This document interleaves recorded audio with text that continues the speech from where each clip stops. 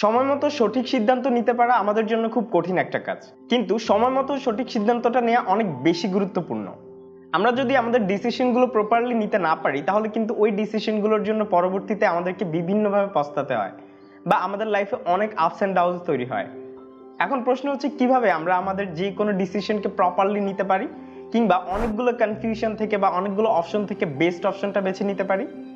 জানতে হলে দেখতে হবে পুরো ভিডিওটি, কেননা এই এপিসোডে আমি শেয়ার করব কিভাবে আপনি খুব সহজেই আপনার লাইফের ডিসিশনগুলো অনেক তাড়াতাড়ি মেক করতে পারেন এবং প্রপারলি মেক করতে পারেন। মাঝখানে সময়টাতে বলে নিচ্ছি, আপনি যদি এখন পর্যন্ত আমার ইউটিউব চ্যানেলটি সাবস্ক্রাইব না করে থাকেন, please smash the subscribe button এবং ভিডিওটি শেয়ার করে দিন আপনার বন্ধুদের সাথে। আপনার একটি শেয়ারে আমরা যেমন অনেক বেশি অনুপ্রাণিত হব, ঠিক তেমনি অনেকেই উপকৃত হবে। যেহেতু আপনি সাবস্ক্রাইব এবং শেয়ার করেই ফেলেছেন, লেটস গেট স্টার্টেড। প্রতিটা বিষয়েরই কিছু বেসিক থাকে, ঠিক তেমনি ডিসিশন নেওয়ার ক্ষেত্রেও কিছু বেসিক আছে। আর বেসিক নাম্বার 1 হচ্ছে সময় নিয়ে চিন্তা করা। ফর এক্সাম্পল, আপনি চিন্তা করলেন যে আপনি একটা ভার্সিটি অ্যাডমিশন নেবেন কিংবা কোথাও জব করবেন, আপনার কাছে অনেকগুলো অপশন আছে। সো এই বিষয়টাকে ভাবার জন্য আপনাকে নির্দিষ্ট একটা টাইম স্পেয়ার করতে হবে। অথবা আপনি আজকে বিকেলে বসে বিষয়টা নিয়ে ভাববেন, কিংবা কালকে সন্ধ্যা বিষয়টা নিয়ে ভাববেন, অর্থাৎ একটা টাইম স্পেয়ার করতে হবে এবং ওই টাইমে বসে বিষয়টা নিয়ে আপনাকে প্রপারলি চিন্তা করতে হবে। আপনাকে জাস্ট ওই বিষয়টা নিয়ে চিন্তা করতে হবে ওই সময়ে। এতে করে আপনি প্রপারলি বিষয়টা নিয়ে সিদ্ধান্ত নিতে পারবেন অ্যাকচুয়ালি আপনার কোথায় ভর্তি হওয়া উচিত, কিংবা অ্যাকচুয়ালি কোন জব অফারটা আপনার অ্যাকসেপ্ট করা উচিত। এবং সেকেন্ড বেসিক হচ্ছে আপনার ডিসিশনটাকে ডিফাইন করা। ফর এক্সাম্পল, আপনার কাছে অনেকগুলো অপশন আছে। আপনি বাংলাদেশে অনেকগুলো ইউনিভার্সিটি যেহেতু আছে, আপনি যে কোনো একটা ইউনিভার্সিটিতে ভর্তি হবেন। সো আপনাকে প্রথমত একটা প্রায়োরিটি লিস্ট তৈরি করতে হবে, লাইক আপনি কোন কোন ইউনিভার্সিটিতে ভর্তি হওয়ার জন্য অনেক বেশি ডেসপারেট, কিংবা আপনার কাছে যে জব অফারগুলো রয়েছে সেই জব অফারগুলো থেকে কোন জব অফারগুলো বা কোন স্পেসিফিক জব অফারটা আপনার জন্য অনেক বেশি বেটার হবে বা কোনটা আপনার পছন্দের। সো প্রায়োরিটি লিস্ট তৈরি করে ফেলতে হবে, যাতে করে আপনার পরবর্তী ডিসিশনগুলো নেওয়া খুব বেশি ইজি হয়ে যায়। সো যেহেতু আমরা বেসিক জেনে গেছি, এবার কিছু স্টেপ জানা যাক। স্টেপ নাম্বার 1, আপনার কাছে থাকা যে অপশনগুলো আছে সেগুলোকে অপটিমাইজ করে নিন। ফর এক্সাম্পল, আপনার কাছে 5টা অপশন আছে। সো আপনি 5টা অপশন থেকে কোন অপশনগুলো আপনার জন্য বেস্ট, এমন 2টা অপশন বেছে নিতে হবে। ফর এক্সাম্পল, আপনি বাংলাদেশে 5টা ইউনিভার্সিটিতে ভর্তি হতে চান বা 5টা ইউনিভার্সিটিতে ভর্তি হওয়ার জন্য আপনার কাছে চান্স আছে। সো আপনি এই 5টার মধ্যে কোন একটাকে গ্রহণ করবেন সেটাকে আপনাকে ডিসাইড করতে হবে। তার জন্য আপনাকে কি করতে হবে, এই 5টার মধ্যে সবচেয়ে বেস্ট যে দুটা, সেই দুটাকে সিলেক্ট করতে হবে। এখন আপনার কাছে যদি মনে হয় যে 5টাই বেস্ট, তাহলে যে কোনো দুইটা সিলেক্ট করতে হবে এবং ওই দুইটার মধ্যে কম্পেয়ার করতে হবে। ফর এক্সাম্পল, আপনি চিন্তা করলেন যে 5টা ইউনিভার্সিটির মধ্যে প্রথম দুইটা হচ্ছে ঢাকা ইউনিভার্সিটি এবং চিটাগং ইউনিভার্সিটি।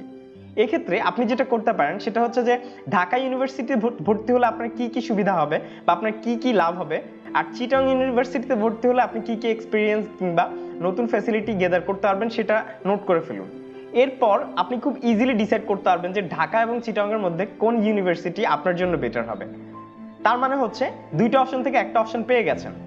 সো আপনি যদি তারপরও সিদ্ধান্ত নিতে না পারেন যে এই একটা নেবেন নাকি বাকি যে 3টা অপশন আছে সেগুলো চুজ করবেন, তাহলে এই একটার সাথে বাকি ইন্ডিভিজুয়াল 3টার কম্প্যারিজন করতে পারেন। এতে করে খুব সহজেই আপনি ডিসাইড করে ফেলতে পারবেন যে আপনার আসলে কি করা উচিত। বিষয়টা শুধু যে ভার্সিটির ক্ষেত্রে প্রযোজ্য, ইটস নট লাইক দ্যাট।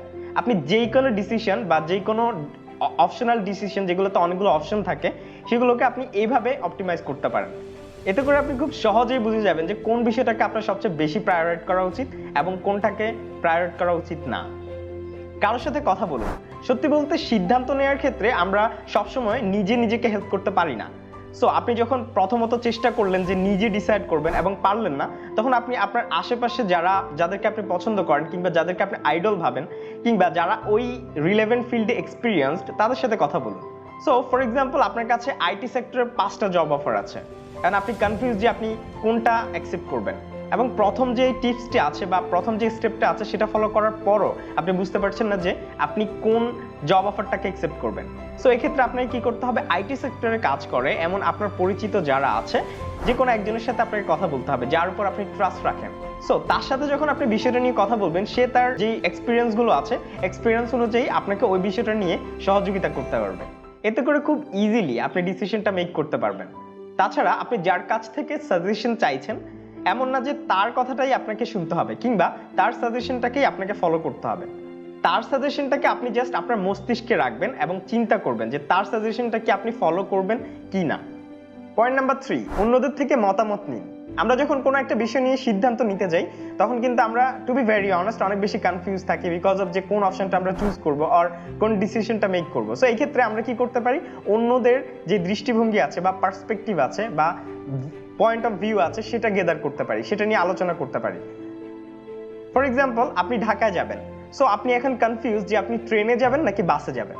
এই ক্ষেত্রে আপনি আপনার কোনো একটা ফ্রেন্ডের সাথে কথা বলতে পারেন যে দেখো আমি তো ঢাকায় যেতে চাচ্ছি, সো ঢাকায় যদি আমি যাই এক্ষেত্রে আমি ট্রেনে গেলে বেটার হবে নাকি আমি যদি বাসে যাই সেক্ষেত্রে বেটার হবে।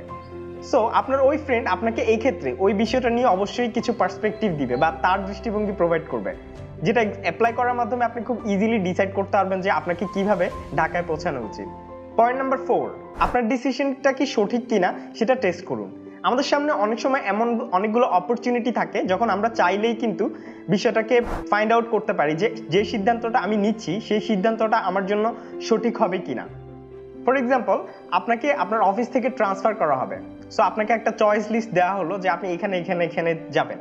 সো আপনি এখন কনফিউজ যে কোন সিটিতে গেলে বা কোথায় ট্রান্সফার্ড হলে আপনার জন্য সুবিধা হবে। সো এক্ষেত্রে আপনি যেটা করতে পারেন, ওই সিটিগুলো যেই অপশনগুলো আপনার কাছে আছে ওই অপশনগুলো অনলাইনে অনেকগুলো সাইট আছে এমন যেই সাইটগুলোতে আপনি সেই স্থানটা সম্পর্কে জানতে পারেন। সো ওই স্থানটা সম্পর্কে যখন আপনি নলেজ গেদার করবেন যে স্থানটার ভার্চুটা কি আছে বা কোন কোন ফিচারগুলো আছে বা কি কি সুবিধা আছে বা কি কি অসুবিধা আছে, তখন কিন্তু আপনি নিজেই সেখানে যাওয়ার আগে সিদ্ধান্তটা নেওয়ার আগেই কিন্তু সেটাকে টেস্ট করে নিতে পারেন যে সিদ্ধান্তটা নেওয়া আপনার জন্য সঠিক হবে কিনা। পয়েন্ট নাম্বার 5, নিজের সাথে কথা বলুন। উপরে 4টা স্টেপ ফলো করার মাধ্যমে আপনি অবশ্যই যে কোনো একটা অপশন বা ডিসিশন মেক করতে পারবেন। সো যে ডিসিশনটা আপনি নিয়েছেন এই ডিসিশনটা আপনার জন্য পারফেক্ট কিনা সেই ক্ষেত্রে আপনাকে নিজের সাথে নিজে কথা বলতে হবে। যেমন আমাকে যখন অফিস পারপাসে কিংবা পার্সোনাল রিজনে কোথাও যেতে হয় তখন আমি নিজের সাথে কথা বলি যে ওই জায়গাটা গেলে আমার কি কি লাভ হবে এবং কি কি লস হবে। সো এই ক্ষেত্রে আমি কি করি, নিজের মধ্যে এক ধরনের রিমাইন্ডার তৈরি করে ফেলি কিংবা নোটপ্যাড ব্যবহার করি। নোটপ্যাডটা হচ্ছে এমন যে আমি ভাবি যে আমি যদি ওখানে যাই তাহলে আমার কি লাভ হবে আর যেই লাভটা হবে তার এগেইনস্টে কি লস হবে। এভাবে আপনি যখন বিপরীত 2-3টা পয়েন্ট অ্যাড করে ফেলবেন তখন আপনি খুব ইজিলি বুঝে যাবেন যে আপনার কি করা উচিত। এবং এইভাবে আপনি যখন যে কোনো ডিসিশনকে নিয়ে নেবেন বা যে কোনো ডিসিশন মেক করবেন তখন কিন্তু আপনি ওই ডিসিশনটা নেওয়ার পর যদি পরবর্তীতে ফেইলও হন বা ওই ডিসিশনটা যদি কাজে না লাগে বা সাকসেসফুল না হয় তারপরেও কিন্তু আপনার খারাপ লাগবে না, কেননা আপনি তখন নিজের সাইকোলজিকে বোঝাতে পারবেন যে আপনি ভেবেচিন্তে সিদ্ধান্তটা নিয়েছেন। সো আমাদের উচিত যে কোনো ডিসিশন নেওয়ার পূর্বে এই অপশনগুলোকে কাজে লাগিয়ে বিষয়টাকে ভেবে নেওয়া। এতে করে পরবর্তীতে যেমন পস্তাতে হয় না ঠিক তেমনি অনেকগুলো ডিসিশনে আমরা সফল হতে পারি।